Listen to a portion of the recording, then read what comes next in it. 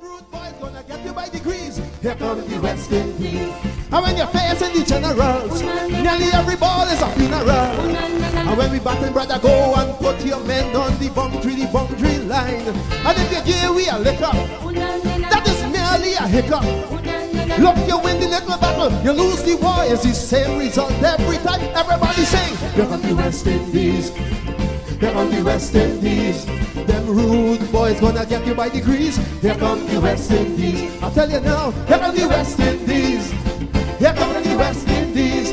Them bad boys gonna bring you to your knees. Here come the West Indies. Special request to the Trini posse. And what about the Guyana posse? And what about the Jamaica posse?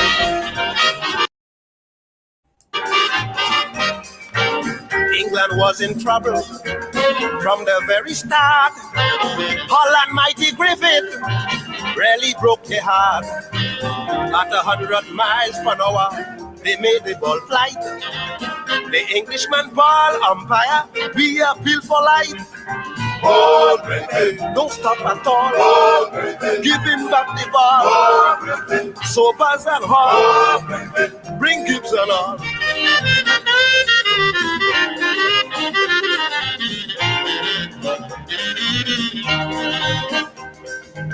Murray broke the record at 20 years old. Everybody vote him the best in the world. They mention great wicket keeping, but nothing like that. They say he's an acrobatic human tiger cat. Don't stop at all. I said to give it back the ball. Warren and Hall, yeah, bring it on.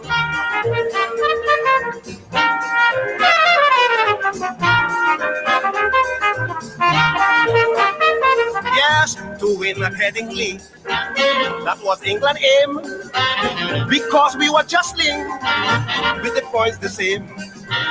Dexter continued with spinners, Warren went for speed. With the pace of Hall and Griffith, man, we took the lead. Everybody, Hall, don't stop at all. Give it back the ball.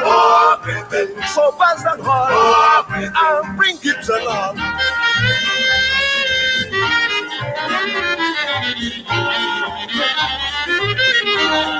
Well, last test on the Oval, there we had some thrill. 10,000 West Indians waiting for the kill. 100 gave them a century, and I had a share. We actually cruised to victory, 8 wickets to spare. Everybody, ball, don't stop at all. Give it back the ball. Warren and Hall, bring Gibson on.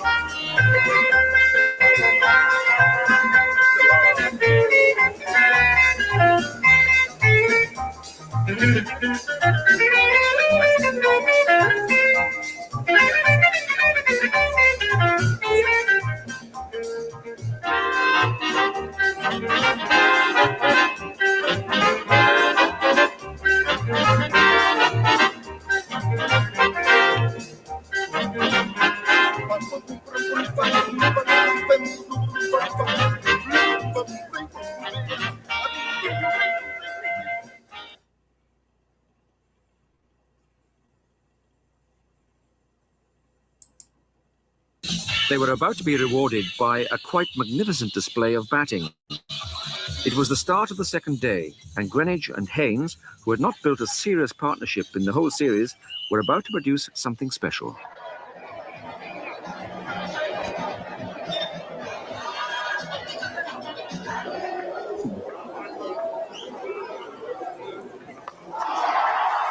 Fantastic shot.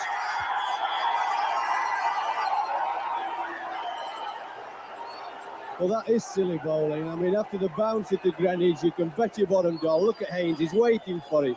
He's on the back foot before he bowls, Desmond Haynes. And I've mentioned before, one of the great hookers in world cricket.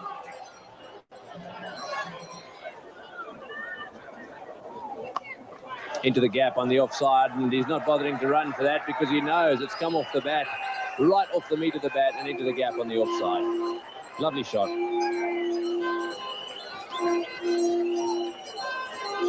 That's a small string in length this time. Beautiful stroke through the offside by Desmond Haynes.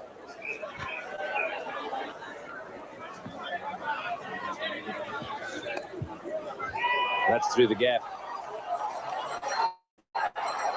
Hussain is obviously quicker than Capel. Overtook him on the way down to the boundary. And so a little bit of music because of the boundary. And that brings up 7,000 runs for Gordon Greenwich. 7,000 runs. He's the 12th man in the history of Test cricket to reach that milestone. And what's more, he's only the 4th West Indian. He's been a great player, this man.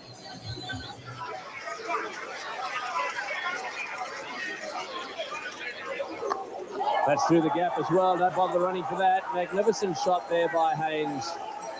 He really is getting stuck into anything just outside off stump. That wasn't that short. He hit it on the up eventually.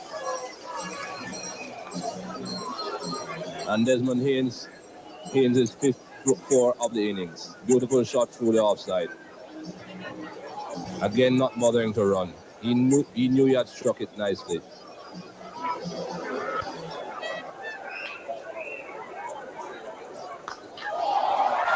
Well, that's an authoritative shot by Greenwich.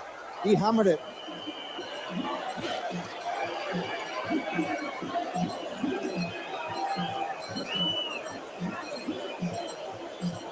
A cue for the music. He really put back the ball.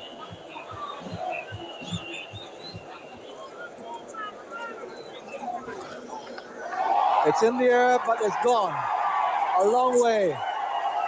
Out of the ground. 6 for Haynes in commanding form.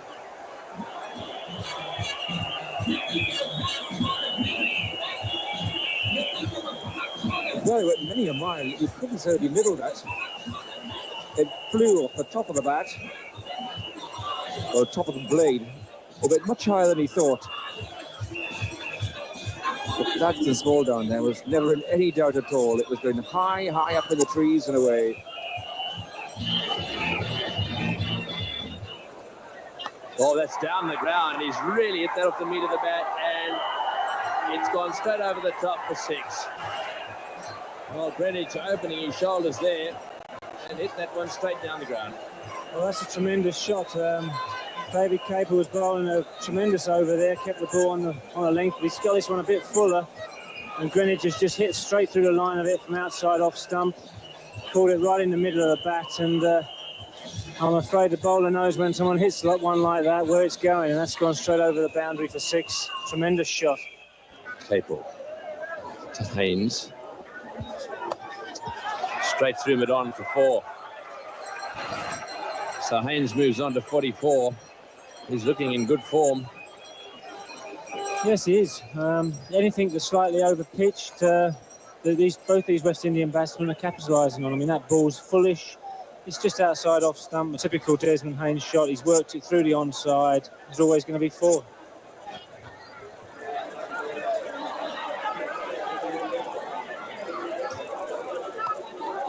A lovely on drive by Haynes. He really is playing beautifully. That's his 7-4. And he now moves on to 49.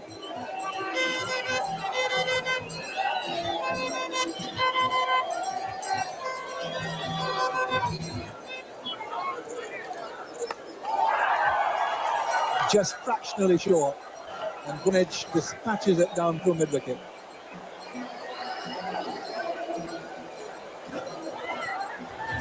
It's a local character here, known as Mayfield.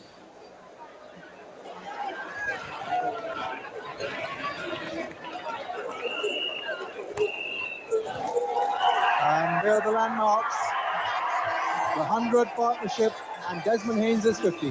Simultaneous.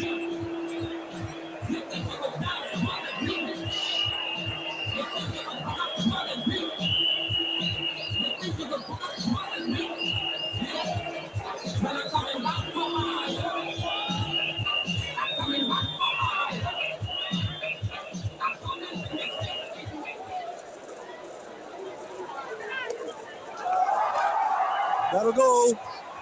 4 more.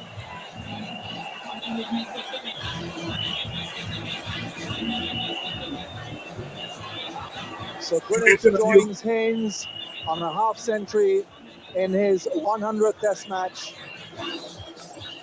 Okay. And then you drop it short. Okay. And wide of the off stump. Okay. Tremendous shot. Yeah, give it a shine, mate. If you're any good, you could have the next over at the pavilion end.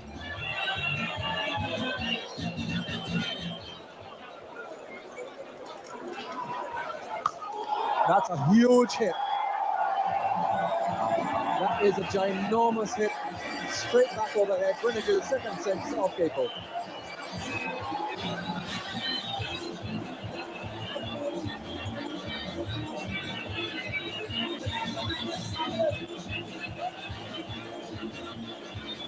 You can't afford to go up too much to this man, Greenwich, on this sort of a pitch. He just leant into that one. Complete follow through, full follow through. Beautiful shot. And just for a bit of variety, a square cut. Well, he started to pick things up again.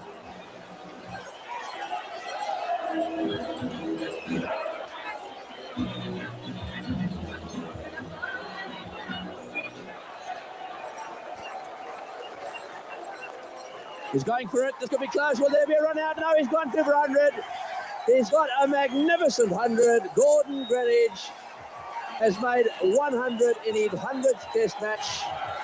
And they're running on the ground from all directions. That bloke's got his umbrella with him.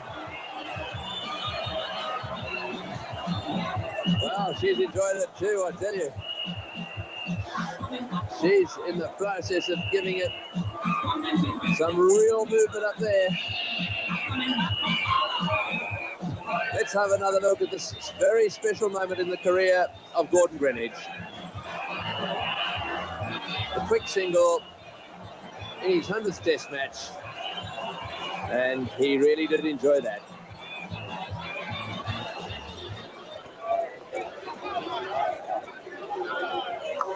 That's cut into the gap for 4. Magnificent shot. So another 4 to Greenwich. And that guy down there just giving the ball a bit of a shine. Giving England a little bit of help. So that's gone past the record now between these two countries for the first wicket. The first wicket record was 206. They've taken it to 210. Desmond Haynes now on 99. He scored 13 Test match centuries. Will this be his 14th, or will he be trapped? He's played it down to third man. He's got it. 2 in a row.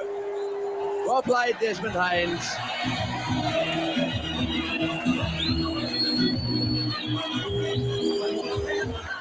There he is again. I told you he was a good dancer, but he's not a good runner. However, he's made his way out to the centre. And he's giving Desmond Haynes a shake of the hand.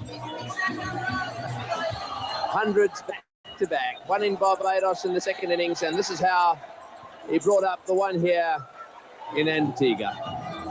So both West Indian openers in this, their first innings of the last Test match, the decider, have scored 100.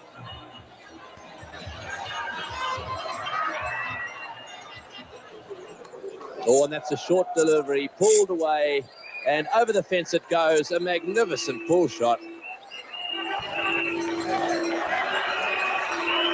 A magnificent pull shot for 6. Just carried the fence down there, but what timing from Greenwich.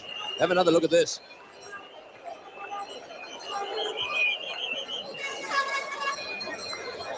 Beautiful shot. Just medium pace, short of a length. Tremendous blow.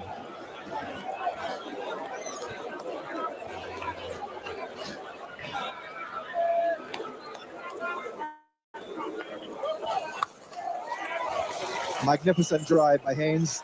We saw a number of those yesterday, and that's another one for 4.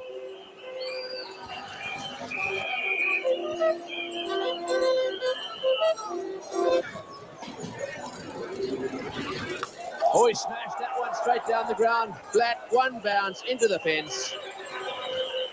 And that really was a brute force shot. It was played from around about off stump, perhaps even just outside. Greenwich cutting loose. Well, there's nothing to say about that. That wasn't a bad ball. That's just a batsman feeling he wants to really get after the bowler. Good length ball, outside off stump, quite a few inches outside.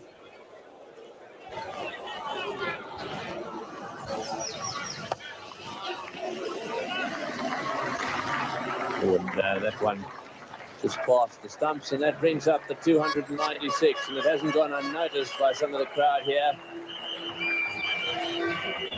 That equals the partnership they put together on this ground against India. So one more. Good evening and welcome to West Indies Cricket 101 on a Sunday evening. Of course, we've been absent for a couple of weeks, but we're back today. And please share the link. Please share the link. Please share the link. We started off tonight with Lord Kitchener. Is Calypso on the 1963 series. West Indies won that series against England, and Lord Kitchener singing the Calypso. The beautiful thing about Caribbean music, in particular Calypso, is the way in which it chronicles events. You were a youngster, you weren't around in 1963, just go and listen to some Calypso, and it will tell you what happened in 63, what happened in 65, what happened in 66. And then, of course, we saw the Masters there, arguably the greatest opening pair in the history of the game. Gordon Greenidge and Desmond Haynes there against England in Antigua. I think that was in 1990. Please share the link and let everyone know we're here. Good evening to you, Dr. Adams. Good evening, Dr. Hines, and good evening to our listeners. And how are you doing? I'm doing all right. Now, as you looked at that clip with Haynes and Greenidge, are we going to see that skill, commitment, and conversation between players and the spectators? I call it conversation because there is a conversation going on. Are we ever going to see that combination again? Well, there's always hope, and it everything comes down to whether it's cricket or are you running an organization. It comes down to leadership with the vision, and things have changed, as we have discussed so frequently in this program, in terms of the players and the way that they're being the way that the management handles them, or they handle the management. So I still have some hope that we're probably going to get back someday to where there could be some compromise between the players and the administration, to let the players understand. Like in those days that you just showed there, Greenidge and Haynes, as we always talk about, they were different days. Those guys played, they represented their country. They represented their country, and they were conscious of that. Anytime they walked out there, it was the West Indies. They were playing, and it was part of that culture. The culture has changed now, sad to say, but it's about money, as we all know. You know what's interesting, and why I say there is still hope, and I don't know where it's going to go, but I don't know if you saw the interview here. I think I saw it this week with Sammy. Sammy, yes. And he said something very, very instructional there. He said, and when the question was asked, I wish the question was followed up, that he's in talks with players to see if they're going to come and play Test cricket. As a matter of fact, he even singled out that he said he's talking to one player. I would have followed up, but even though he didn't give an answer, I would have followed, well, okay, do you mind telling us who that player is or who those players are?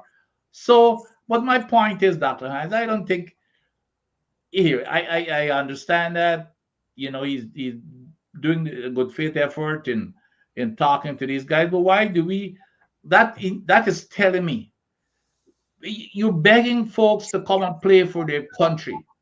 If somebody is going to represent their country, you don't have to beg them. This is something that should be in you. Your country is part of you. Your country is what made you. And this is not only a country, by the way, this is an entire region of several countries.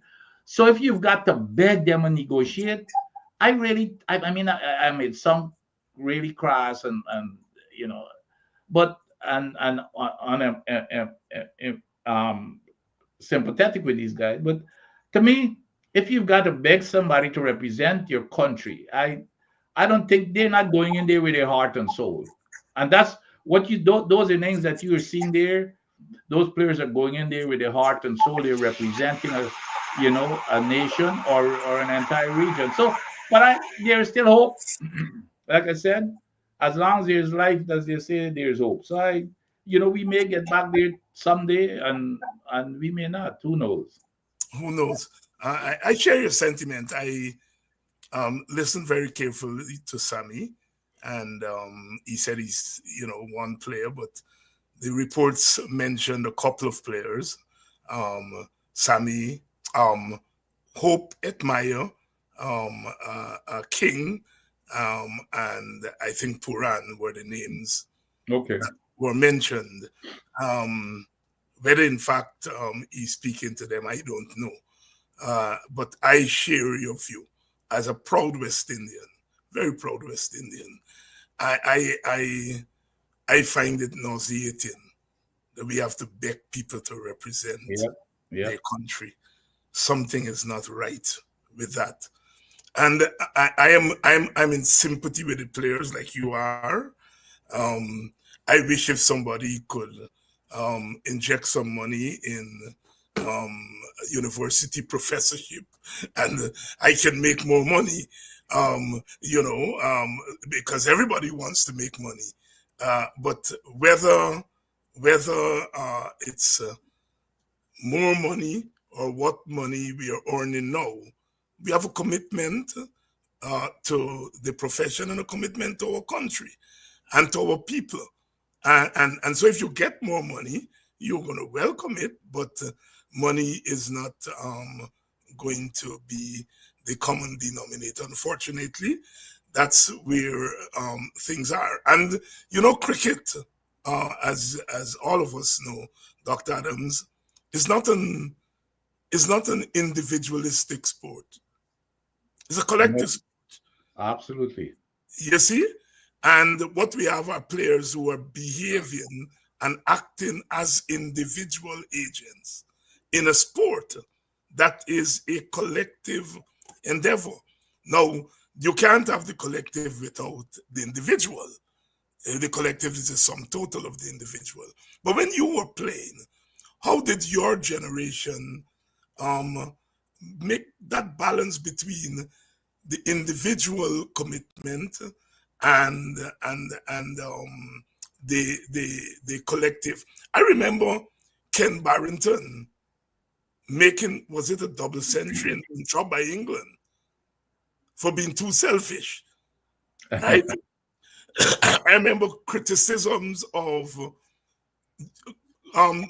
Jeff Boycott for being too selfish when he used bat. And this is from England, which I think went to the heart of how do you balance the individual accomplishments and the accomplishments of the team. How did your generation strike that balance?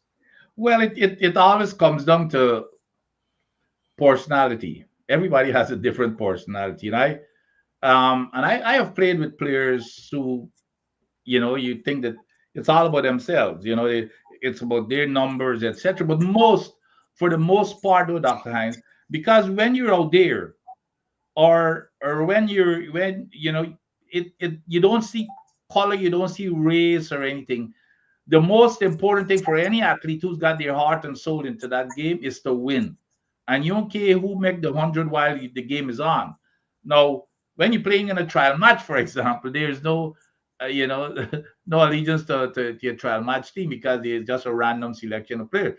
So as a matter of fact, you're hoping that your competition fails and you make the runs. And so when you go out there and you're batting or you're bowling, it's about, it's about yourself. But when you're playing for your country, it's a totally different thing because it's no small matter when you're in front of your home crowd and you get out there and you're not doing, let's say your team is losing, or that entire team, and especially if you're one responsible for losing or you contributing to losing, you're in serious trouble. However, if you are contributing to the winning part of it, you suddenly become a hero. So your first thing is to play for your team. And here's where it starts with Dr. Hines. That's why I'm glad that even Clive has talked about bringing up back school cricket, because you see, when you start representing your school,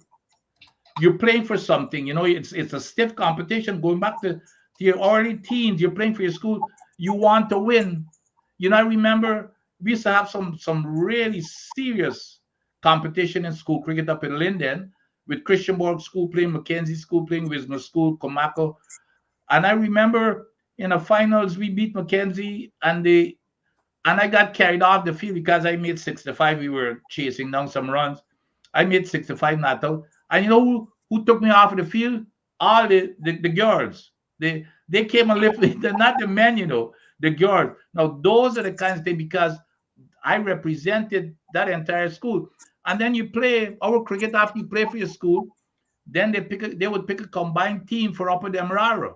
You play for Upper Demerara, then they would pick a combined team, Upper Demerara, East Bank, etc., and then you get onto the national team. But each of those, it's a big deal to represent your school, your district, whatever it is.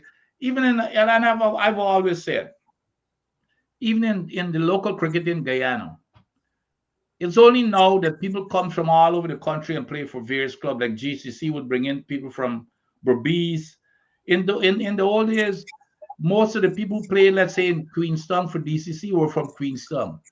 If you play, GSC was the East Coast. A lot of East Coast players used to come down to GSC. And of course, Indians are Everest, was an all-Indian team. Mackenzie, everybody came from there. So even when you're playing for those teams, you're playing for your district or your area. So that instills in you, it's automatic, Dr. Hines, that you've got something in that you feel that when you play out there, you're playing for not you but for your community, and that pride in your community and loyalty to your community makes a big difference from the time you start cricket, as you advance from your school to your district, to your region, to national. So that pride in playing for other people. And that is why I think school cricket, and Clive is onto something. Clive has already talked about bringing back school cricket. It builds that pride in you that is, you can't quantify it. You can't quantify it. And of course, I've made reference there to Ken Barrington, who was dropped for taking 7.5 hours to make 137, and he was promptly dropped. All right. I think, I can't remember whether England won the game. I knew it was against New Zealand. And he took 7.5 hours to make 137, and they promptly dropped him because the balance there between the individual and the collective. Let me take you back to Greenidge and Haynes as the opening pair, the preeminent opening pair, not just for the West Indies, but I suppose all-time great opening pairs, and they've been great opening pairs in the game. But as you watched Haynes and Greenidge there as an opening batsman, what does it take to build that kind of that kind of pair, that kind of communication between players? What does it take to make a great opening pair? A great opening pair. Well, first of all, you gotta have the ability, and it takes. And I'm sure I'm sure that, and I've never been on tour with them, but I'm pretty sure that they probably room together. In those days, you never used to have your own room, by the way. Maybe three of you might even room, but I'm pretty sure that they might have even been rooming together. So you build that camaraderie and brotherhood, and especially if you're successful as a peer. I mean, you just you just get to, you just feel as if, a lot of times you become family in a team. And that's why, when you go on tour, you learn. So just going on a tour, I remember when I went on a tour with the Guyana team, when I came back, I was a much improved player, just on tour with both the U team and the national team. When you go on tour, you come back, because remember, you got your best in the country bowling to your nets. And so that improvement, it that you never had before, because you got all the best bowling to you as a batsman, and then of course the bowlers they're bowling to the best batsman. But it takes a lot of camaraderie. And the other thing is too, you see the two batsmen, if they complement each other, like Greenidge and Haynes.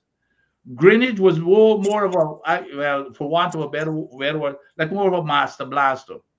Greenidge, while Haynes was a more, he was more cautious, and even though he wasn't slow in his scoring, but Greenidge was the one who took it to the bowlers, while Haynes played a slower in type of inning, kind of anchor. So yes. If you can complement each other like that, and you understand, for example, like if let's say Greenidge gets out, and for some reason Haynes has to pick up the tempo, he will. If he realizes, well, okay, here's I've been here longer than even Ron Kanai comes in, right? He would say, well, and those are the kinds of understanding that you have. If you were here before, and your eyes are in, and let's say Greenidge, who was going and I was, staying around, and now Greenidge is gone, now you pick up the tempo, because you know that you're the ones who your eyes are in. And so those are the kinds of understanding, the tacit understanding that you have. And those are the expectations, especially if you're playing as a team. Those are the expectations. So if a player decides that he wants to be selfish, it's easily recognized by the team. I mean, you hear all the time and they're very far and few in between. It's not a case where most of the players are selfish. That's not the case at all. But you can identify a few, and I mean we hear about a few here that people say that Chandra Paul, for example, has been even among his peers, has been very selfish. I never played with him or these guys, and it's because he scores slower, I guess, and a lot of times he should score faster in their opinion. But it's that chemistry that you develop from knowing somebody and being close to them, and you get to love each other, and when somebody fails, you feel sorry, you yourself, it's just like if you feel, and when they're successful, you also feel the same about them, and they feel the same about you. So is that camaraderie and chemistry that you develop. Yeah. Let me put this theory to you. Clearly, Greenidge was what you could call the complete batsman. Yes. The complete opening batter. I think only Conrad Hunt, in terms of our openers, was as complete as Greenidge. Totally agree. Agree. And Haynes, who was no slouch, as you pointed out, he had shots. He could score fast when he wants to score fast. But I think his recognition that Greenidge was the complete batsman. He had all the strokes, he had everything. I think helped to mold the Haynes in a particular way.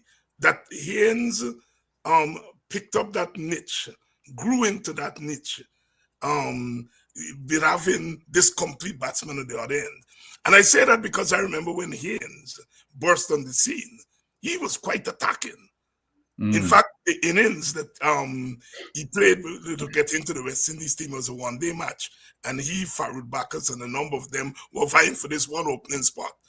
And Haynes blasted 100 and something, and the rest is history.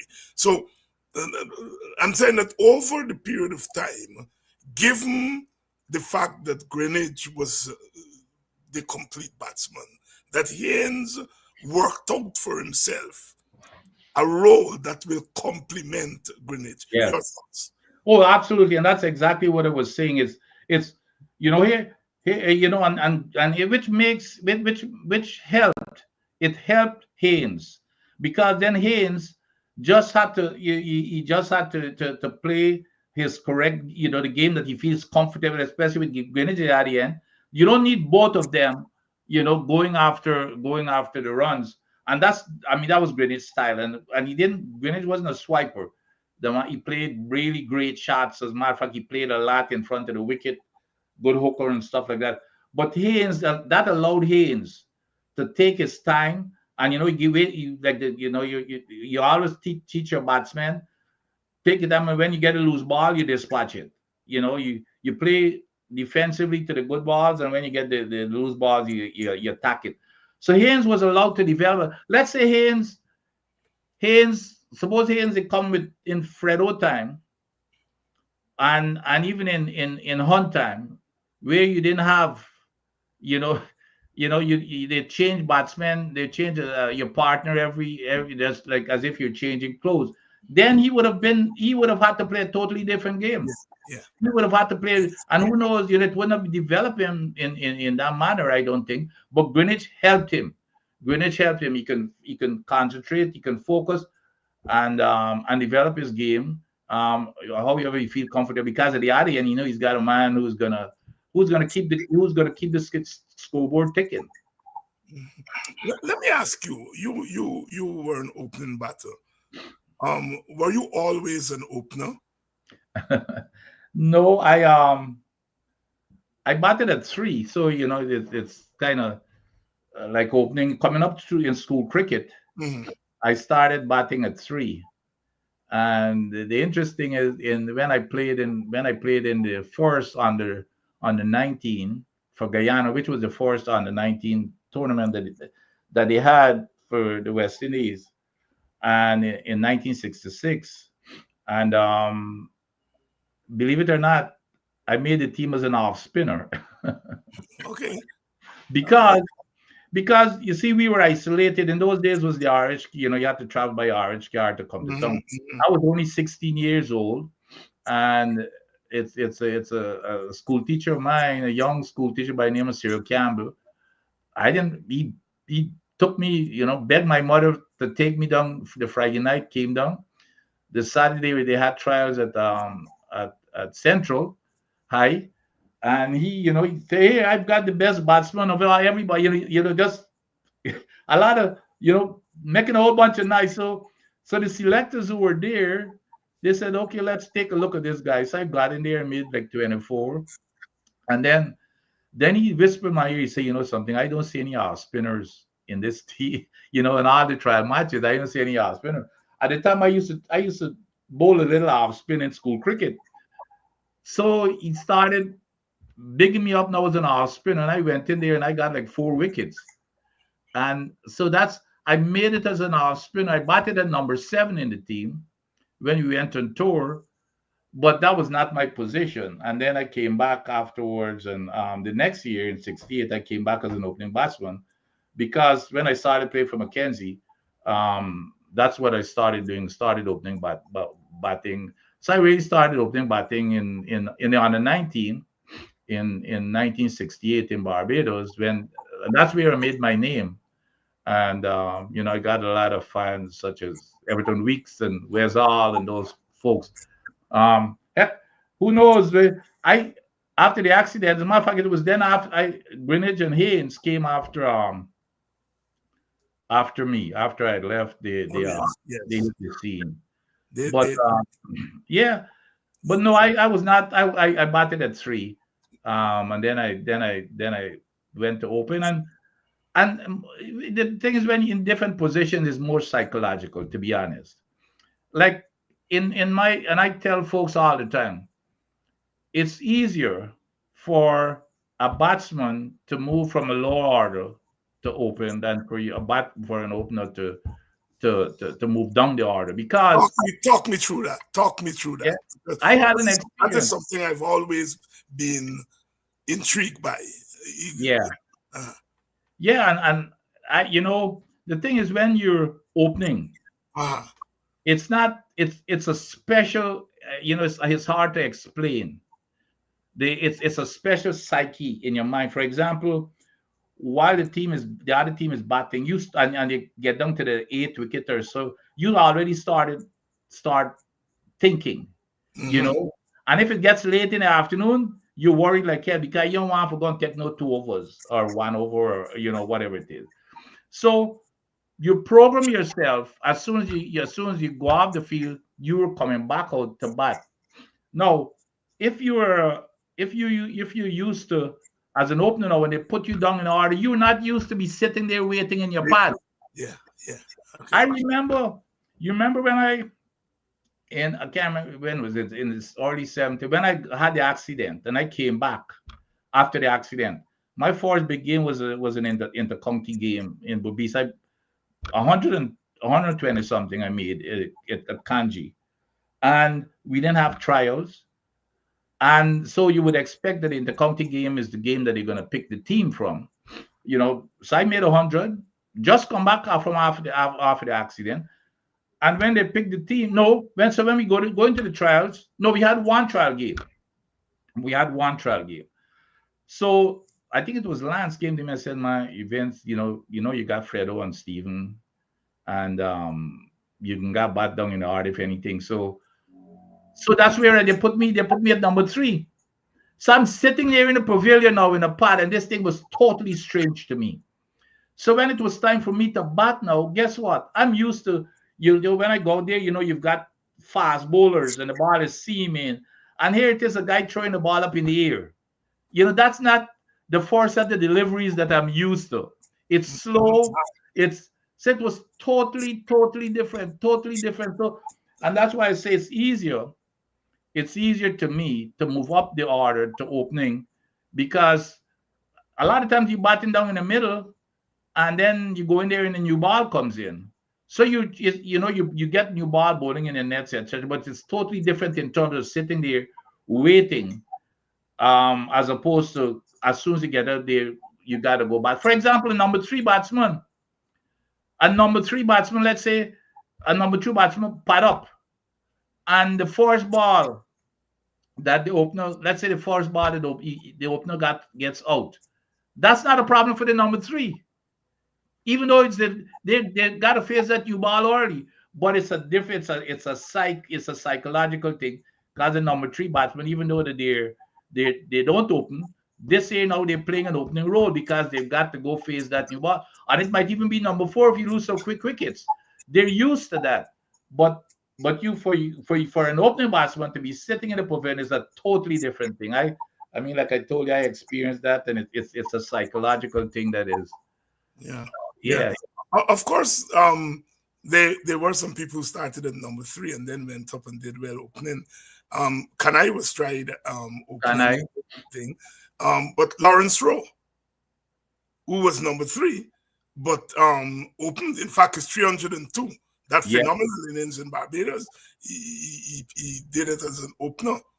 And then later on, Richie Richardson, who was the number 3, opened with Ains.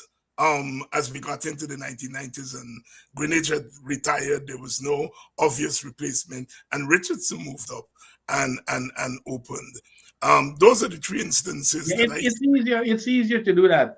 But I don't know if you know of any case of anybody from opening, moved down the order. That's a different thing. Of course, after a while you probably get used to it and you can adjust. Kumash after his injury. Yeah, and that's in 1973. But he never did. He never did anything. He never regained his touch after then. But he moved on from opening. It's a different thing. Let's see here. Somebody had a question for you on Kumash, and what do you think Yes, your thoughts, Dr. Adams' thoughts on the Frederick Comash partnership. When I started following cricket in the late 60s, early 70s, Fredericks and Comash were the opening pair, and every little opening in the village wanted to be a Fredericks or a Comash. What do you think of that partnership? Two different types of players, and if you want to talk about like a Greenwich Haynes, I guess a Comash Fredericks is another good example, where they complement each other. Except that Stephen was. We always said he's probably the most correct batsman that we had in Guyana at the time. Very, very correct, getting in position. But he never had the guts that that Fredo had. I mean, Stephen, if you bowling a little fast, like that game that Fredo came on the scene with Harlan Griffith in Guyana. I mean, he showed up with his hands. He said he got a cut in his hands. Fredo was fearless. Okay, Fredo was fearless. Stephen was the opposite. Stephen, if there's too much fire, he gets nervous. We used to say he got red. But Stephen was a classic batsman. And that's why you see when we used to play in my time, when Stephen catch a border, because border is always a dead wicket. When they catch a border, heaven help you. But you see when they go outside the border, like come to DCC and stuff, and you really throw the pace at them, it's difficult. But Stephen was a very, very, very one of the most correct batsmen, except he never had the guts like Fredo. Fredo didn't care how fast you are. He was really fearless. So they both complement each other. Of course, as a partner, they didn't last for long. I don't know how many games they opened together, but it's not like a Greenwich Haynes. Right. They didn't last 71 to 74, because Comash got injured touring with the West Indies, I think in 73 to England, and Roberts, I think he was hooking, and Roberts floored him. So they didn't last long. And you see, the other thing about Stephen, and that's I got when I was coming up, Stephen, and that's why Stephen would get hit in his head. Stephen, normally a hooker, what you do, you get inside of the ball and you hook, right? What Stephen does, Stephen was more of a puller. Stephen gets behind the ball. You bowl a bumper, because his thing was always getting behind the ball. So he always gets behind the ball. So when he hooks, he's hooking from the ball is coming to his head, and he's hooking. Not like your normal hooker when you get outside of the line. You know what I mean? And he hooked from here. And so anytime he hooked, it would go more like square leg and those plays, because he's a puller more than anything. So if he misses, that's why he will get hit straight in his head. The only other batsman that I had seen who was a puller, I remember a guy named Harun Rashid, Pakistan. Pakistani, yes. Yeah, he was also he was also that type of a player. He never got outside the line. He hit it from right, the ball coming straight to his forward, and he would hit. So he goes to square leg. But most of the players get inside and hook, But Stephen, that is why Stephen would get hit, because the ball, he was really a puller. The ball comes straight, he gets behind it. Getting behind was a basic technique, but so he did that to the limit, because he got behind, and when you miss, you're in serious trouble. Of the complement of opening batsmen we have today in the West Indies, who comes closest to being the complete opening batter in your view? Oh, today? Yes.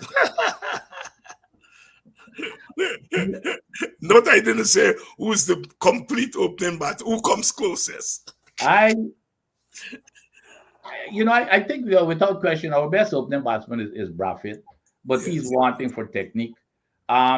But I don't see anybody in the West Indies right now who I would call a complete opening batsman. Like the likes of Greenidge and Haynes and Hunt and those that are there's nobody that I can see right now in the current crop of players that I can think of. Yeah, Braffett is obviously our best. I know that he's but he's all, and of course he's not the kind of batsman that you love looking at. He's a steer. He's mentally tough. Chandrapal, Chandrapal. Yeah, I had very high hopes for Chandrapal, to be honest, when he came on the scene first, and the way he was batting, because he was mixing. He could be an attacking player, but he had good technique, and he had his father's temperament. But he just, he made a 74 here in this last game. But I don't know what happened to him. He just, he's just not making any runs anymore. But I can't see, even I know Basil, for example. Basil likes Campbell, but to me, Campbell, and I haven't seen him lately, but he had a serious technique. If you bowl the ball around the off stump coming into him, Yes. he's a sucker.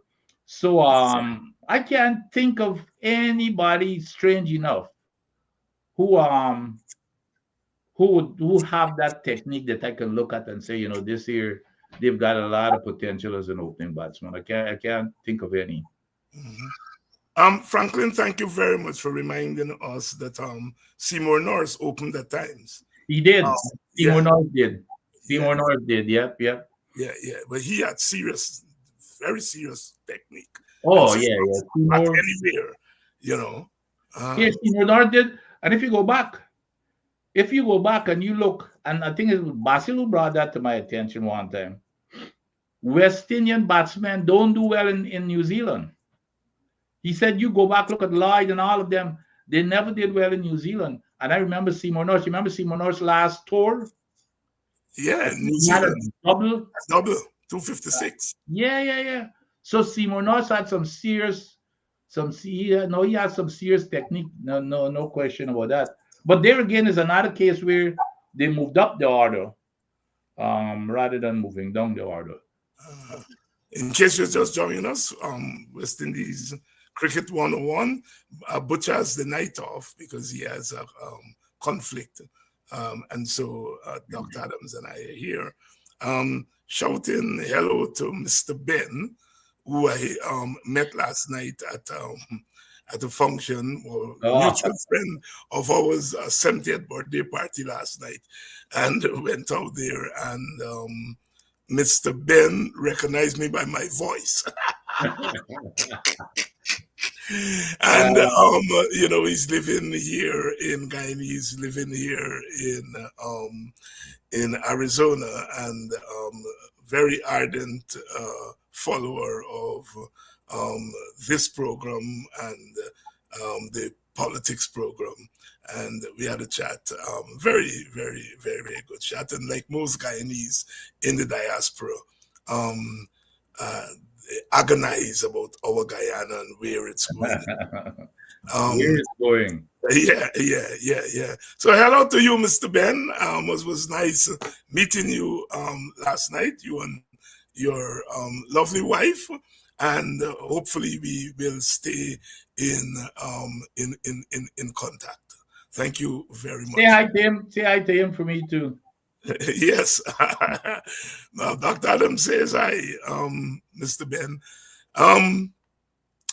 Dr. Adams, let's move to the recent fourth round of the local competition. And I think this year I'm seeing a little bit of improvement in terms of the quality, both in the bowling, but especially the batting. Do you share that view? Oh, without question. The most pleasant surprise is that all of the players who were on tour, as soon as they landed back, they're playing. And I have a feeling they realize that somehow, and I know because Sammy told them something that, hey, you're gonna have to compete for your position. But everybody is as soon as they came back, they were playing for their countries, which is a good Yes. thing because it Yes. helps build the competition. So yeah, and I see, and I think because of that, you can see the improvement in the standard. I think the standard was pretty high this year. And even some of the old time players are coming back and even making some runs and raising their hands, possibly like Jason Mohammed from Trinidad. Roston Chase. Roston Chase, Yeah. but so I did. The point is they're taking it seriously. They don't like Roston Chase and the other folks, even Braffett. These guys, they I think they realize, because the team is not doing so well, and nobody has got a they have a permanent claim on that team, especially when it comes to the batting. So I believe that they understand they've got to dig up, and and which is a good thing. It lends for company. But I'm absolutely agree with you that I see this year has been very competitive. Yeah, and I don't know this for sure, but one can speculate and conclude that if Sammy is saying, look, no walking off the plane and walking to a T20 or a one-day international team, because you have guys here who are playing, and when you come back, you're denying them a place in the ODI team or the T20 team. And so we need to have a level playing field where everybody is competing and making a linkage between and among the three formats and not treating each format as exclusive. So, Right. Do you get that sense? Yes, and that's that's what I said. Because this change, which is good for cricket. So it sounds as if Sammy is talking to the players, which is a good thing. Good thing, yeah. When he said that he's been talking to these players, even though I don't agree with him begging to, but then nevertheless, that's okay. As a leader, you got to understand your players. At least he's opening communication, which is a good thing. So I wouldn't be surprised if even these current players, they're probably seeing that he's doing that with the other players who were not playing Test cricket, and they realize, oh shucks, we got to dig up for our spot here, because if these guys decide to come and play Test cricket, then what's going to happen to me? Yes. So I believe it helps, and I'm like you. If that's what he's doing, and I, more power to him, and I would agree with him totally in taking that approach. Let's talk a little bit about what we saw in this round. I mean, let's start off with our youngster who looks as though he's becoming the new wonder boy. Kelvin Anderson, he 100 in the first innings, unbeaten, half century. I looked at both innings, and what impressed me is a certain kind of maturity in the youngster, and a clear approach about what he wants to do when he gets out there. He wants to spend time at the crease. He wants to make runs. Clearly, he's a shot maker, as a lot of the youngsters are. But he's complementing that shot making with some serious concentration. Your thoughts?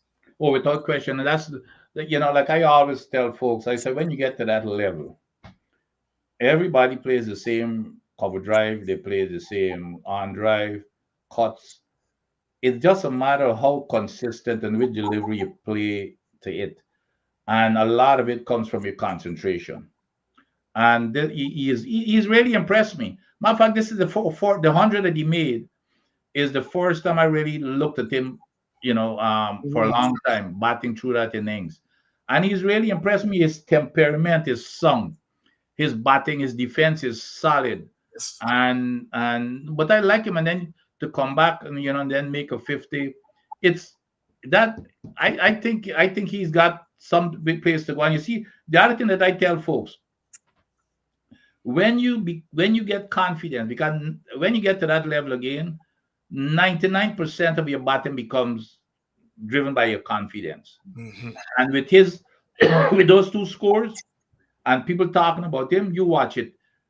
He's now put himself in a position where he walks out there, he's confident, and he's not really afraid, well, if I fail and I'm gonna get dropped and that type of stuff. He's gonna walk out there. And as long as he keep that temperament, the most important thing is your temperament. As long as he keeps that temperament and that concentration and to bat long, because he's gonna play shots. I remember Charlie Davis. You remember Charlie Davis, the Trinidadian? Yes.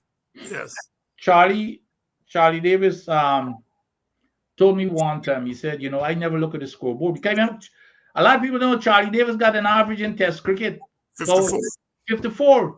And only few batsmen got more than more. And he used to make some big hundreds when the West Indies in trouble. Yeah. I know Charlie tell me, Charlie said, listen. Charlie said, don't ever look at the scoreboard. You say, what I does normally do? When I leave the dressing room, I just tell the boys in the dressing room, I'll see you at tea or I'll see you at lunch. So he bats in intervals. He said, I ain't looking at no scoreboard. He said, as long as you're there, the runs will come. Bat in intervals. Clyde Walcott, the big Clyde Walcott. I remember in Case Cup, every week I make 60, 70, 80 and getting a Clyde Walcott. Call me one day. He said, you got to be the world's best 60, 70 batsman. He said, what's the matter with you? He said, if you can make 10, because that's your hardest score, your hard to get. You got to know to make 20. And if you can make 20, you got to know to make 40. And when you get to 40, you got to be able to make 80 because you're well set. And when you get to 80, you tell yourself, okay, it's 160. So it's just those mental things that you go through. Yeah, but that's what Clyde told me. Because I said, your hardest parts is the first part of your batting. And if you make 10, you can make 20. He said that's a mentality you got to be thinking when you're batting. So when you get to 20, you tell yourself, well, okay, my next number is 40. And, of course, the Charlie Davis thing that don't look at the scoreboard, just play for time. Okay, guys, I'm going to see you at lunch or I'm going to see you at tea. I'll be back here at tea time. So nothing else. You blank everything else out. So those are the kinds of things that you, that I know what Chandra Paul used to do because you talk about somebody who could concentrate too. Yeah. I don't know what he used to use, but he's another one that just a good example of that mental, capacity. Here's hoping that young Anderson keeps at it. Yes. Because Sarwan spotted him about 3 or 4 years ago and said, this is one for the future. I remember that very well. Sarwan is very big on him. As the Bajans would say, very sweet on him. But Dr. Hines, the thing is, and I'm glad that Clive is down in Guyana now.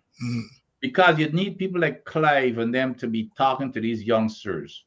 As long as they're gonna listen, because a lot of the youngsters nowadays don't want to listen. But if he could get a mentor such as Clive and instill in him these type of qualities, it's gonna help tremendously. It's when he makes a mistake, well, okay, and so let him understand he's gonna make mistakes, but don't make the same mistake twice. And so I know how Clive is. Clive would be more than happy to be talking to any of the young batsmen that are that he see has potential and are coming up in Guyana. So that it's a good thing that he's back home. Yeah. And of course, Anderson is a country boy. I think he's a Irish boy. Okay. And you as someone, a country boy too, would appreciate Sure. that when you come from those small communities, not that anything is wrong in coming from Georgetown, but when you're from those small communities, there's a certain kind of responsibility because you are representing this small village. Right. That's right. And here's hoping that he keeps at it. Ronaldo Ali Mohammed, who I, up until this last game, I thought was your regular bits and pieces cricketer, that the new era of cricket tends to produce. Someone who bats fairly well, bowls fairly well without being spectacular. Yeah. But I watched him bowl, and I think he has some skills. He does. He does. Yeah. And if you look at how he, he reminds me like a Sidney Matthews too. Good line and length. Mm. I ain't got a whole bunch of pace, but they're keeping it right there. With that kind of medium. But no, he's impressed me I think he's a legit all rounder. Yes. And you know what's impressed me more than anything is, and you can just tell. I don't know the guy, but you could just tell people who've got a great attitude towards the game. Mm-hmm. I remember Barlisle.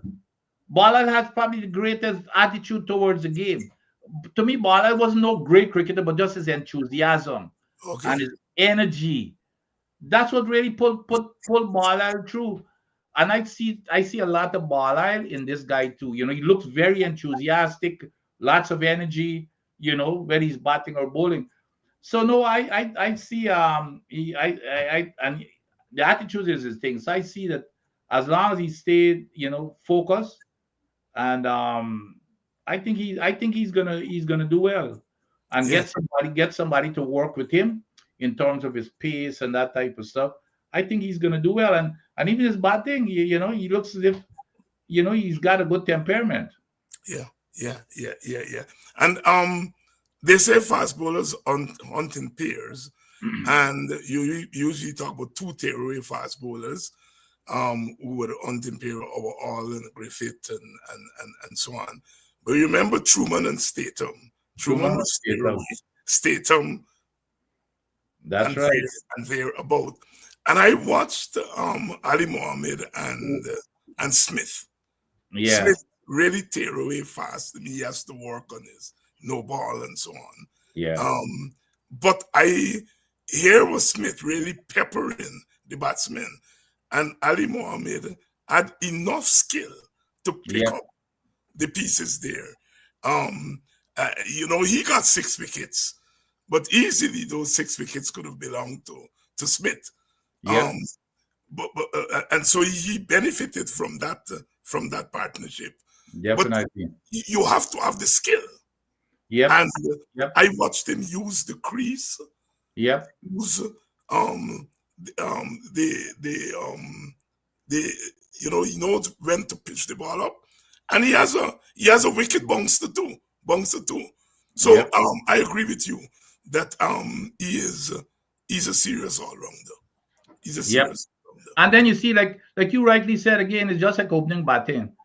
Because a lot of times, even the batsmen, they would focus on one bowler, and then they would kind of loosen up for the next, for let's say Ali Mohammed. Smith got the pace, and and he's so you get cautious with him. You don't want to play him out, so to speak, and then you go after, especially a newcomer, because Smith has been around. He's been up there. And then this Ali Mohammed, he just came on the scene, and then you decide to take your chances. Well, of course, his name now is out there. I think they're going to think differently about him, but it helps the other bowler to get wickets. Not that he didn't deserve them, but it helps. Guy, you're concentrating on Smith, but here is this other guy who's putting it right where it should be to get the wickets, and then you take your chances with him, and that's what happens. Mackenzie finally came good with a big 100. Oh yes. Yep. Here, I'm telling you, those guys are looking looking over their shoulders. I'm telling you. Yeah. They're looking over their shoulders. They're looking over their shoulders, because a lot of people made runs. And here, I'm telling you, Dr. Hines, I was in the other chat with the Guyanese folks, and everybody now coming down to the Silver and Imlach. Yes. And I don't think that's going to be the competition. I think Imlach has locked up his place, but the Silver is going to compete for a batting slot. For a batting spot. He's going to compete for a batting slot. And the Silver opened when he first started, Well, here as a matter of fact, I mentioned that too. I said, even if you because we're looking for openers right now. Yes. He could very well come in and fill that opening slot. Yes, yes, yes, yes, yes. I like the competition. I like the competition. Um, Somebody that you and I have a lot of time for. Youngster Wickham from Barbados. He made a 95. Yeah. In the first innings there. Well, the only innings because they won by 10 wickets. 95, aggressive, positive, clearly a talented, Very talented. talented. Didn't get to bowl because Barbados has so many bowlers in that team. But he's a good, I think, off spinner. But his batting, I looked at that 95. Clearly, I continue to believe he's one for the future. Yeah, he's going to be around. He didn't, without question. I didn't see the 95, but I've seen, I've followed him a little before that. But no, without question, he's another one that's good, that is very talented, that is going to be around the scene, and hopefully again, as long as they keep their attitude and they work hard, they got to work hard. They gotta hit the road and the hills more than anything else. When you fit, I mean, I've learned that firsthand. When you're fit, you do things, whether you're batting or bowling or feeling, that even when you aren't even practicing to do it, when you're fit, and I mean, it's unbelievable. Again, you can't explain it, but well, you could explain it, but you do things that is just amazing. You bat long, you don't even feel it. You run between the wickets. A lot of times, if you're not fit and you run a double, you're trying to catch your breath, you lose your concentration the next delivery. So I hope that those guys keep, don't wait until the season is about to start. Hit the hills, and I used to run the hills, and I remember, people used to think that I'm crazy. I used to run, whether it's rain or sun, and I used to be running. A man used to be going to work in the morning, and I'd be running backwards, and they thought, this guy got to be crazy. Where did he go? Yeah, but you got to it doesn't matter. You got to make that sacrifice, but there's nothing like fitness, in that game, and I'm pretty sure in every other sport, nothing like it. Your boy Ruston Chase, yes, century, and I think a 5-4. Yeah. I think his bowling has really, really, really, really come on, and I think playing the all format has helped him. You can tell. I don't think playing T20 cricket generally helps someone's skill as far as the red ball is concerned. But I think in the case of Chase, I think his success in the red ball, in the white ball, and his playing white ball, I think has helped his red ball game. Well, you remember where he started? He started really in the red ball thing. And, yes. And he is one of the players that I admire so much, Dr. Hines. Because when this guy started, remember, he came into the West Indies team, and he batted down in the middle, and he wasn't anything much. You would have never thought that he would have ever become a T20 player. Yeah. And he just adjusted. When I saw him, I can't remember which year, he just came in and made a whole ton of runs. And I couldn't believe it's the same guy who was, who was basically like a plotter, come in and take. Yeah. And so I've got to admire. And the other thing I admire him about, what I just talked about, his fitness. He's how old is he now? In his 30s, right? Yeah, he's about 32. You look at him in the field in terms of the catches that he takes. Mm-hmm. Now, that is a man, you talk about working hard. He works very, very hard. And that's, when people are doing those type of things, you've got to, you got to admire them and reward them for it. And I think he's well deserving of all the opportunities that he gets. Warrican continues to bowl very well. This is showing that he has learned a lot from that Pakistan experience. Yeah. And he's come back and he's taken wickets. I think he's ahead of Moti in the red ball now. I think so too. And I remember when Warrican was just coming up. Clive, I never saw Warrican, And Clive said, that he's one hell of a left arm leg spinner. That was way before he even made his team or anything. When he was, Clive told me about Warrican, that Clive was impressed with him going way back. So it's nice that even though I think he learned a lot on that tour. I think he learned a lot on that tour, and for him to bring it back, whatever he picked up there, and now, he feels comfortable within himself and that type of stuff. He's bowling really well now. He's bowling very well.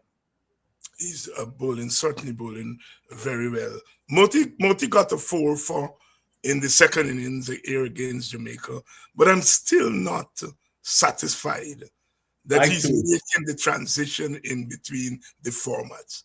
I think he continues to bowl in the 4-day format as if he's playing T20 and ODI. I agree. I think so too. And I hope that you would look at Warrican, because the one thing that Warrican does really well is variation. He varies quite a bit, especially in flight. But I think Moti is still a little bit too quick, at all times.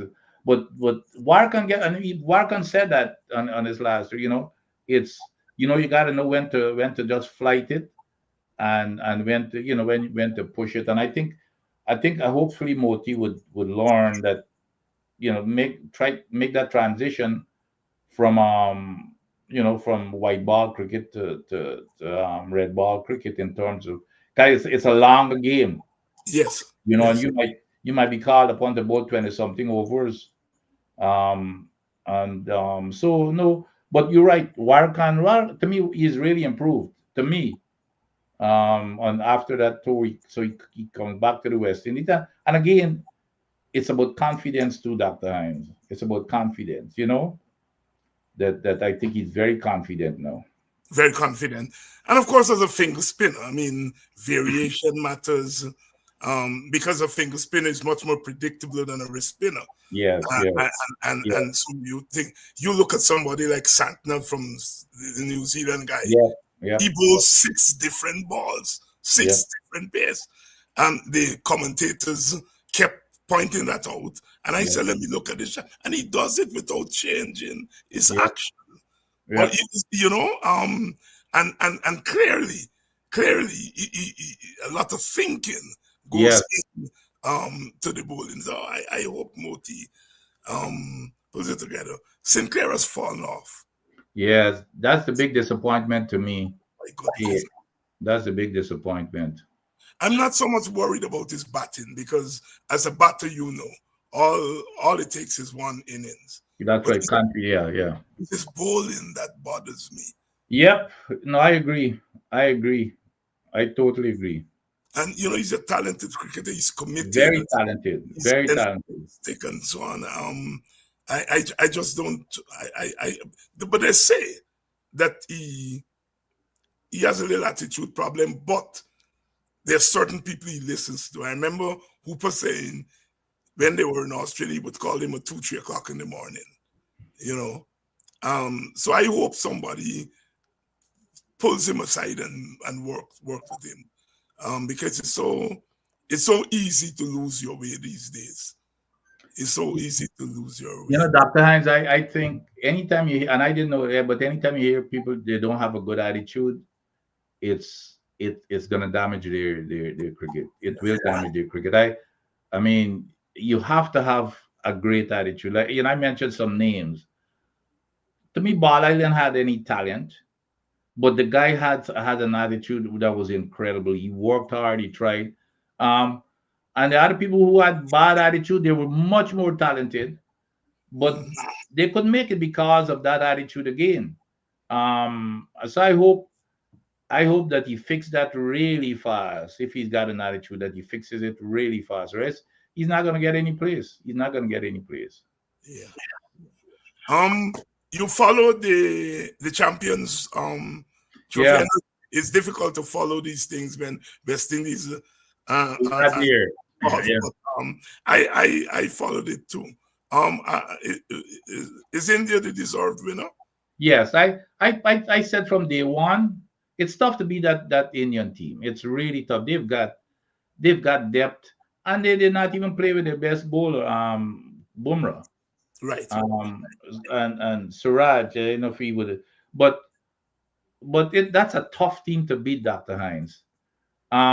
They've got some professionals in that team, and I remember these guys, and I think the one thing why India is going to be around for a long time to beat them in any format is because of the competition, and because of the competition to make the darn team. Mm-hmm. Look how many players. Look at these. Every time you look around, it's a new player, and and there's a superstar player. They come on the scene and just making run. Look at this guy, Sky. Sky was not even in the tech up either. That's right. You Right. know, so they've got talent. It's a tough team to beat. Now New Zealand always play. They play there out of their skin too. They played really well. But you have to be perfect to beat this Indian team. They're a good team, and they're going to be around for a long time in every one of these competitions. Especially when I want to see what's going to happen after like a Kohli is gone and Rohit is gone, and it's just them being there. That as a young player when you're coming up and you're among these folks, you're not under a whole lot of pressure because especially they batting on the other side. When I played with Butch and them, you're not under a whole lot of pressure because you're glad to be batting with them for one thing, and you're looking over what they're doing, and there's no pressure on you. And then you in the dressing room, you've got they will be talking, they'll be advising you even in the nets and that type of stuff. And then you see what they're doing to develop themselves. So that Indian team is not is a tough team, Dr. Hines. I knew that I picked them from day one that they were gonna win this thing. Yeah, and when you consider, as you say, people like Sky can't make the team, Jaiswal. Jaiswal, exactly. I mean, you say, Lord, I mean, how would West Indies would dream to have a Jaiswal and a Sky? Oh, geez, yeah. They can't make that team. I mean, yeah, they are a difficult team. I look at Rohit's innings today. I mean, my God. Yep. Oh, Lord, my God. And he's on his way out. He's 36, 37, 38. Yep. And look at this guy. Look at the guy who get the wicket. So I could never pronounce his name. He did not even play the first two games, I think. You mean Kuldeep? Not Kuldeep, the other one, the spinner. Oh, yes, I know the other one that you're talking about. Yeah, he didn't play the early matches. No, he didn't. And the man come in, but they're just showing you it's just the competition. The man just come in and just excel in the last two games and bring them through. The other guy, they got another spinner just like him. He didn't even make the team. He plays in the IPL too, but hell, even he couldn't make the team. Bishnoi. Bishnoi. Yeah, that's exactly right. When you look at these guys, it's all over. Yeah. I can't pronounce the one in name too. He has a nice name. Yeah. But Bishnoi is a handful. That's right. Bishnoi couldn't make the team. Yeah. Anything you want to comment on before we go, Dr. Adams? No, well, I'm looking forward. I think Australia's coming down. Right? Australia coming down for 3 test matches, and that's going to be in a couple of months. I'm really looking forward to that for many reasons, with Sammy taking over. And then I believe that Sammy is going to set the tone for cricket, starting with that series.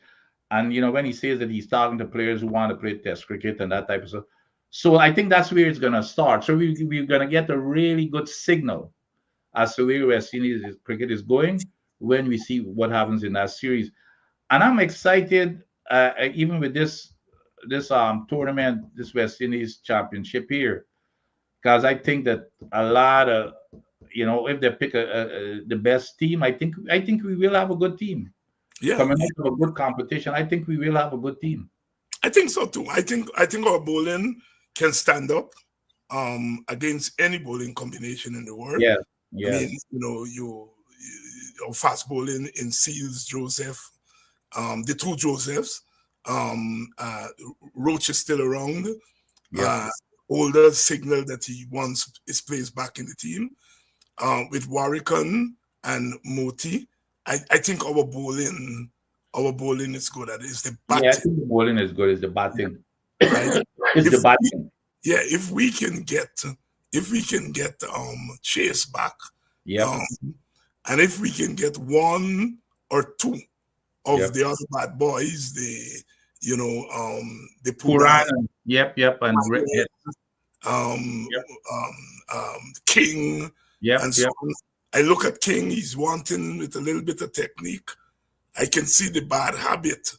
I saw him, hang his bat outside there both times. And I think he's a better player than that. When he came on the scene, he made a big double, Yes, I remember.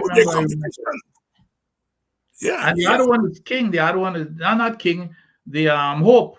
Hope, yes. The other one is Hope. Hope, yes. I of all the ones the names that we've called, I think if we get Hope. Yep. If we get Hope and Chase, and maybe one of the others. But if we got Hope and Chase, along with Anderson and Django and a couple of these youngsters, I think we can push Australia. I really do think we can. And I'm glad you mentioned that Django name, because here's another guy with great attitude. I looked at his interview, and that's the kind of person he's going to succeed. You see, as soon as he gets his opportunity, he made use of it. But that's another guy with a great attitude that is really going to develop. And of course, Imlak runs this wrong, but oh my God, his keeping is out of this world. Yes. His keeping is out of this world. I saw that guy run all the way to backward square leg to retrieve a ball. The keeper, and that's what that enthusiasm, that commitment. Yes. And he's turned out to be a very good leader. A very good leader of the team. So I am encouraged. I'm encouraged. It's been 30 years since 1995, and we have always been turning the corner. Let's hope, I mean, I am very critical of Sammy being the sole selector. I don't think he has the necessary certification in terms of coaching and so on. But let's give him a chance. Let's give him a chance. And see what happens here. If for what I'm hearing here, that no one doubts his management is management skills. Yes. Nobody doubted that at all.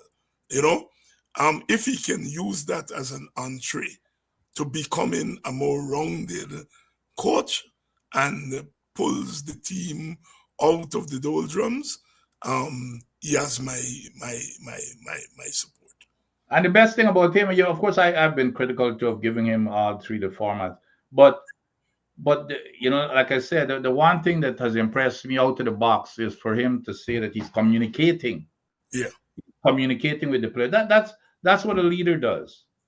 That's what a leader does. Fine, you don't even have to tell us what you communicate, but that's what a leader does. Communicate with them, and maybe that's what was missing. Maybe that's what they were looking forward to. To see what is that common understanding that we should have between us, and so I think that's a good thing that he's communicating with them directly. Yes, and you know what, we grew up with the managers and the coaches being 2 generations away from the players, and we see, like in England with the English coach there, the New Zealand McCullum. He's just in his 40s. Sammy's 42. Yeah. He, would have played with some of the guys, or even if he didn't play with them, he would have crossed paths with them and so on. And maybe that makes a difference, because the youth culture is something, as you know, people of our generation struggle to keep up with the youth culture.